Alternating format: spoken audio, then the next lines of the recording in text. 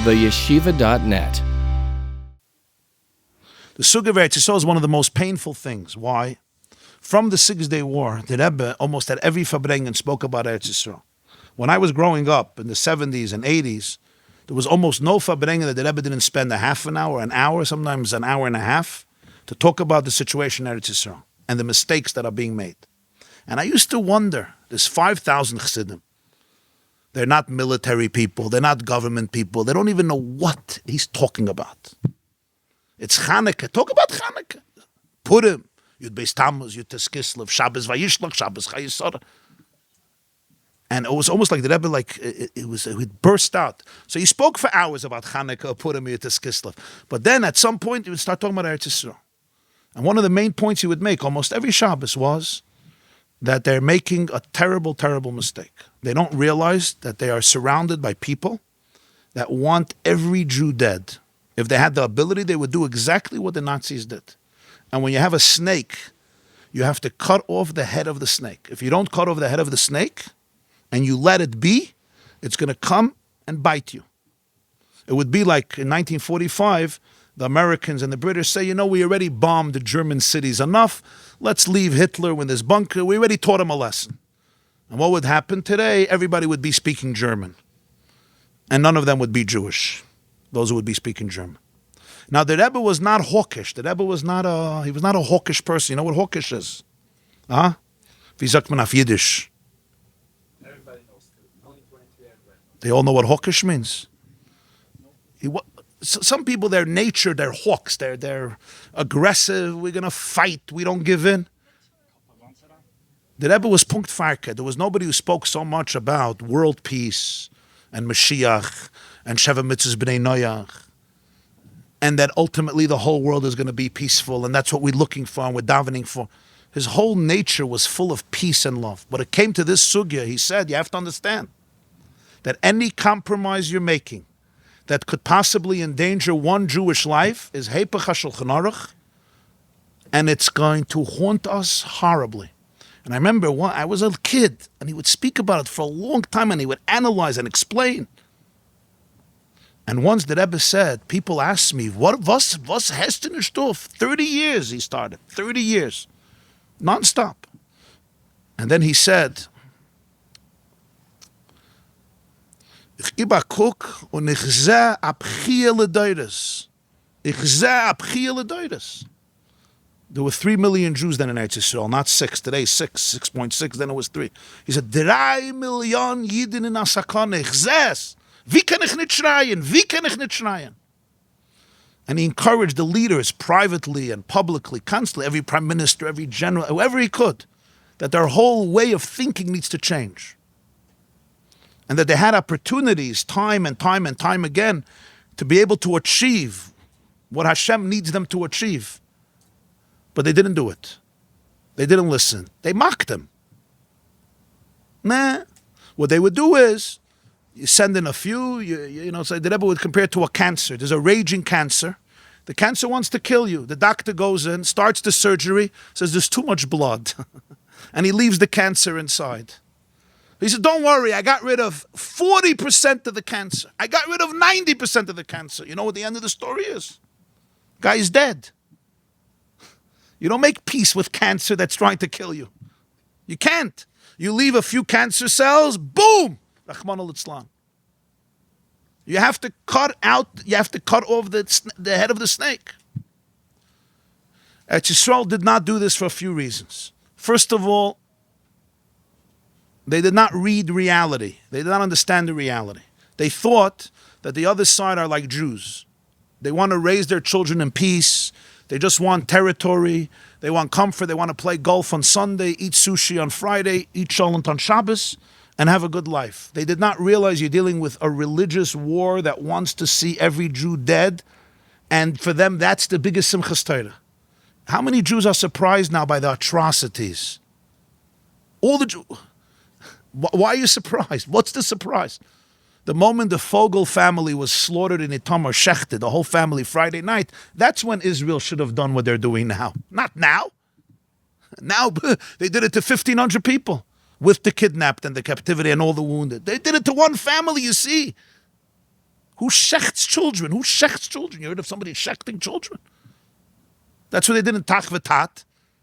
It's not territory issue. But Jews didn't understand that. They said, nah, they're like us. You give them Gaza, you give them Oslo, they also want peace. Turk-Qatar are just paid agents by Iran. That's it. Iran pays them off. They pay tuition from Iran. It's fine. It works for them. Don't take them so seriously. They're Iran agents. I don't think they're Jews. I doubt they're really Jewish, Kalacha. I doubt they're Jewish. I'll be very surprised that they're Jewish. I can't say for sure. I can't open a Chumash and tell you that they're not Jewish, but I'll be surprised. Something is off over there. And it's something is off. It's like somebody marching with Hitler. Something is off. It's not. Something is very off. And then there's also Jews that don't look like Neturei Karta, but they speak the same way. And there's something very, very off with them also. Either they're very sick, or they're still traumatized from the Holocaust. They think maybe we deserve it. I don't know. They're very sick. There's some Jews who are very, very sick. Very sick people.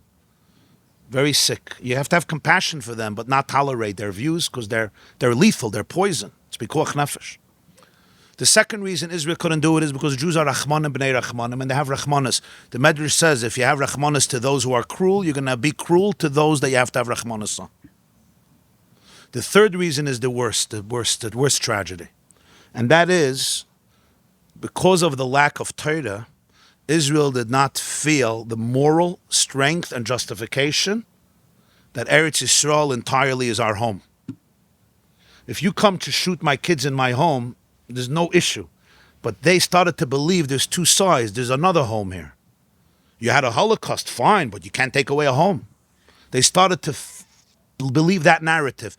They couldn't defeat Tzahal through the tanks, but they defeated Tzahal through morality.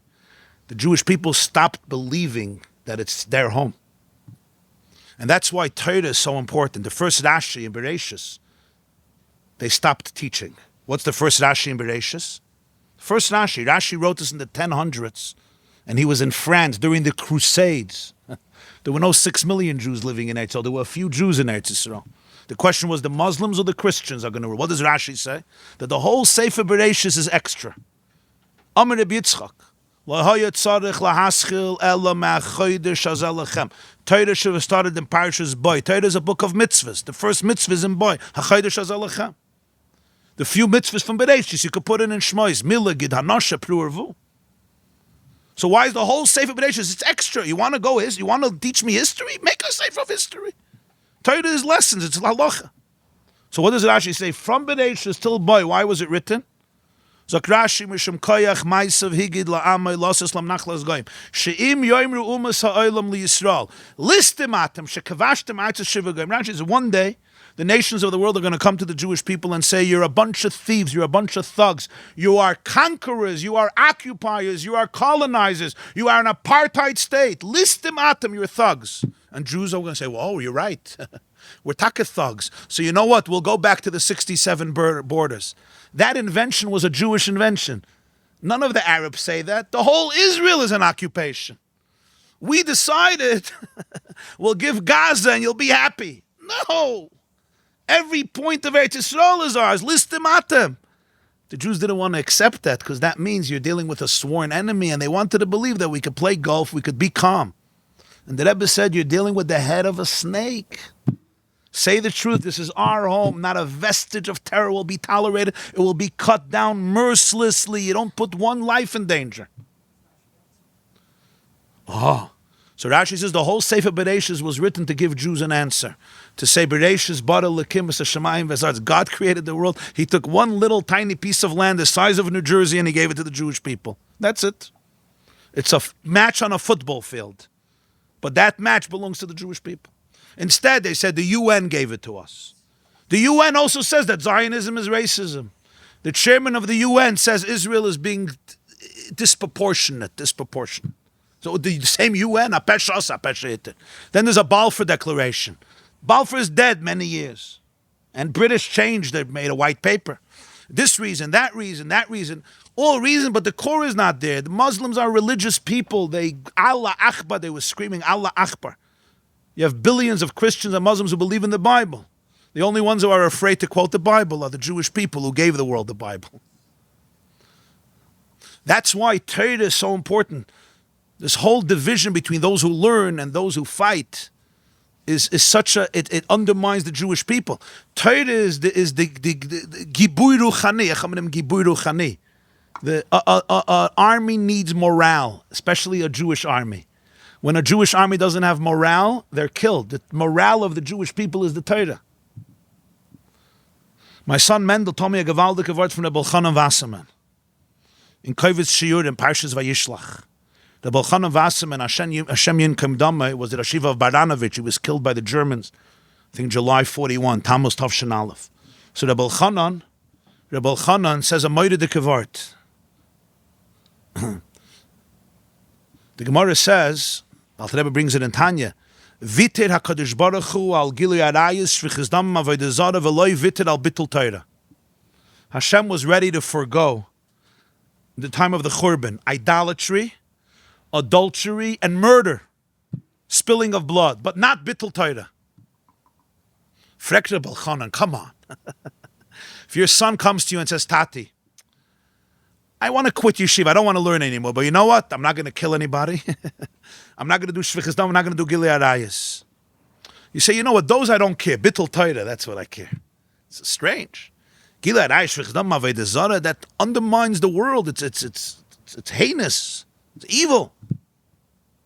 That was mavate. Bittul Torah not. So Balchanan says, I'm moededike word. Such a true word. He gives an example.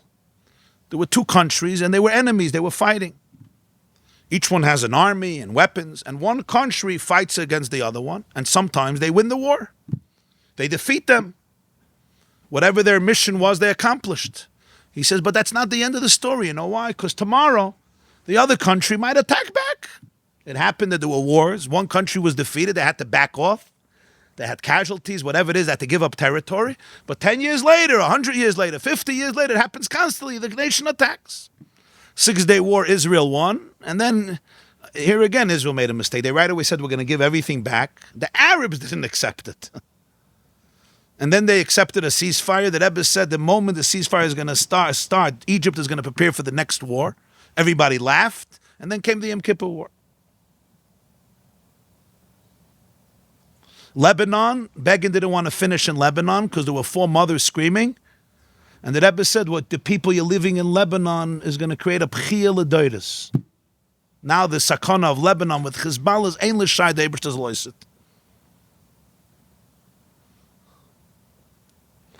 But the Rebbe would always say, al pi teva. But since Yidna l'maylam in teva, so the koyach haTorah and the koyach haMitzvah has incredible power to change reality, and that's why the one sheep can live between 70 wolves, despite the crazy danger. But a Jew has to do things al pi teva. You can't just say there'll be miracles. You have to do things al pi teva. So the Elchanan says, so one country lost the war. A few years later, the other country attacks. He says, that's all if the country still retains its army and its weapons. But what happens if the country doesn't only lose the war, the country gives their weapons to the enemy? If the country gives their weapon to the enemy, he says, now the Elchanan says the next war they're not going to win because they're empty-handed, they don't have weapons. Agav, one of the worst mistakes of Israel was they resurrected the PLO, called it the Palestinian Authority, they gave them a police force, and that's when the Oslo created suicide bombers from the police that were trained by Israel themselves. The way that Rebbe was screaming about these things, I can't even tell you. Every Shabbos, an hour, I could still hear it. And it was nafshe yotze, his whole soul went out. And a moment before, he did a siyum hashas. And then a moment after was a maimer for an hour. And then there was a pilpul in Rambam and a Rashi. But then he would start this sugya and nafshe yotze bedabra. So the Elchanan says, listen to Elchanan's word. Gili arayis shvichas dam avodah zarah means the Jewish people lost the war. The Yetzer Hara took over. Gili arayis is horrible. Shvichas damim ve'retnach. The Rambam says there's no aveda like shvichas damim. It's the worst of the worst. And avodah zarah. But he says, but tomorrow the Yetzer Tov may take over. But he says when there's bittul Torah, they're not connected. They're not learning anymore. They don't have their weapons. They don't understand who they are. They can't even fight back. When you don't believe Eretz Yisrael is yours, when you don't understand who the Jewish people are, when you don't understand who the enemy is, when you don't have an answer to listimatem, we're just a regular nation trying to make peace and we want the world to like us. So now you lost your weapon, you lost your spirit, you lost your energy. That's the Bittul Torah. The Bittul Torah means I don't have a compass anymore. There's no right and wrong anymore. I may do terrible things, but if there's Torah, I have a derech, there's somebody challenging me, there's something motivating me. So the Balchanan's Wort. Shekoyach Mendel. Ich habe gesagt, gut? Huh? Yeah. And the last thing is, because of this, very, very afraid of what the world is going to say. The Jewish people taught the world morality, but now we're looking to the world to tell us what's moral. They're going to tell us what's moral, what's not moral. Thousands of years ago, most of the nations were still cannibals. They were menschenfressers.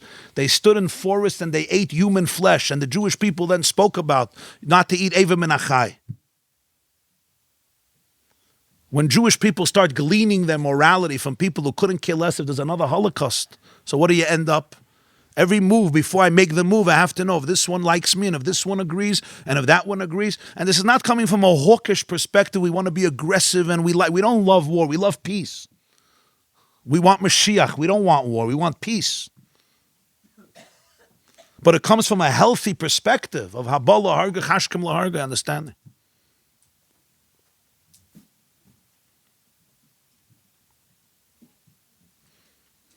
For me, this is very, very painful. But obviously, this is the pain of the reality. I grew up, my whole youth was growing up almost every single Shabbos, hearing the Lubavitcher Rebbe speak about this incessantly, with a very clear message. Because he just saw it, he felt it, he saw it with his eyes. Today, you see, it was Mamash Divrei Elikim Chayim, every ice. And he was mocked by people, not just by people in Israeli politics, by other people too, who just didn't have that clarity, that vision. They just didn't have it. It's very painful to be able to see, to be able to watch that. There was somebody in Israel, a commander, and he warned about what's going to happen. So today he became a celebrity. His name is Brick. Everybody wants to know because he warned it. He made a warning once. The Rebbe for 30 years was warning this. 30 years I heard. I didn't hear it for 30 years. I wasn't so old. I wasn't born in 67. But all my years, every Farbrengen, almost every Farbrengen, from Massacre Shel Pesach to Yud Tes Kislev, from Purim to Chanukah, from Shabbos Lech Lecha to Shabbos Parshas Nitzavim. I can't say every, but noch anand. It was mamish divrei nevuah, mamish divrei nevuah. Word for word for word for word. Like it was said today, like it was said Erev Simchas Torah. And yet I come back to this nekuda, but with all of this, always remained with such avas Yisrael to everybody. With such positivity, with such enthusiasm, with such emunah. How do you do that? At some point you have to become an angry person. You start getting resentful to people. That's the katointi mikol chasadim. This is where you see the emes, you see the pnimius, you see what Teres HaGeula is. You see what godliness is. There's never a personal vendetta. It's my ego, which is very normal. Ego is a human thing. I'm upset at you. You got me. I'm going to get you back. We all understand these things. Loi sikkim, loi sitter. These are human emotions. Ich will beweisen. I'm going to show you. When you have a neshama, the atzilus, a neshama of Ein Sof, that's so plugged in, kol kuloi is emes. So there's no color war, there's no, I'm right and you're wrong and now I feel better about myself. It's not I feel better about myself. It's I love you as much as I love me. I care. I want goodness. I want innocence. I want purity. I want Hashem. That's what I want. And therefore also with all the pain of disappointment, there's never despair, no yiush. Because the moment you're plugged into the source, there's no yiush. Somehow you know that with all the craziness and with all the mistakes that were made, and the b'chia l'doides, Seda Ebershtav the Welt. You know that, and you know it with the same certainty. And that's very powerful. It's not just powerful, it's the source of all the power.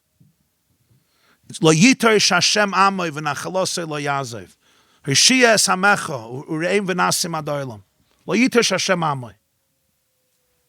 The captain didn't abandon the ship, ever. Like the Baal Shem Tov said, every nekuda is b'hashgacha, every nekuda.